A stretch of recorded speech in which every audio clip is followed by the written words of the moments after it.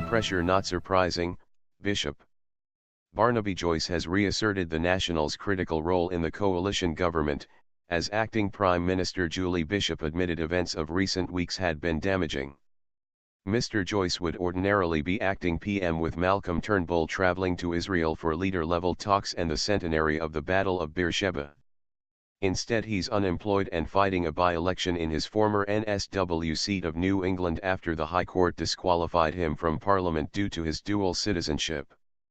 The messy week, which also included a member of Employment Minister Mitch Eliakash's staff resigning after admitting leaking the raids on the Australian Workers' Union, was reflected in Monday's news poll, which had Labour leading the coalition 54 to 46% in two-party terms.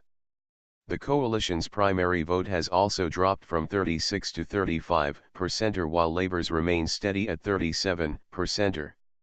Given the events of the last few weeks, it's not surprising that the news poll is as it is, Ms. Bishop told reporters in Perth. However, she noted Mr. Turnbull had a 41 to 33% lead over Bill Shorten as preferred Prime Minister, and there was still 18 months to an election.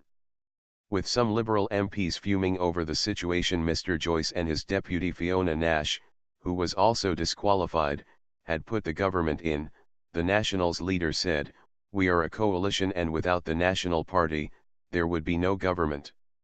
That's a statement of fact." Ms. Bishop said the Liberals and Nationals were a political family. "There will be issues from time to time, but like any family you get over them and you move on." The foreign minister said the government was now looking at whether a few decisions made by Mr. Joyce and Senator Nash could be challenged in court following the High Court finding. Labour has advice from two barristers that some decisions made after October 2016 are open to challenge under Section 64 of the Constitution, which provides no minister shall hold office for a longer period than 3 months unless he is or becomes a senator of a member of the House of Representatives. Acting Labour leader Tanya Plibersek said the government should have stood the ministers aside earlier. "No doubt there will be some people who will be wondering whether they were treated fairly and whether decisions were made properly by Fiona Nash and Barnaby Joyce when they weren't properly elected to the Parliament," Ms. Plibersek said. Mr. Joyce, who faces the polls on December 2, said Labour's advice on ministerial decisions ran contrary to the Constitution. He said as an MP he was entitled to be a minister until either he died, he resigned, or the High Court deemed him ineligible. The news poll is the 22nd in a row with Labour in the lead, edging closer to the 30 news poll measure Mr. Turnbull famously used to justify challenging Tony Abbott.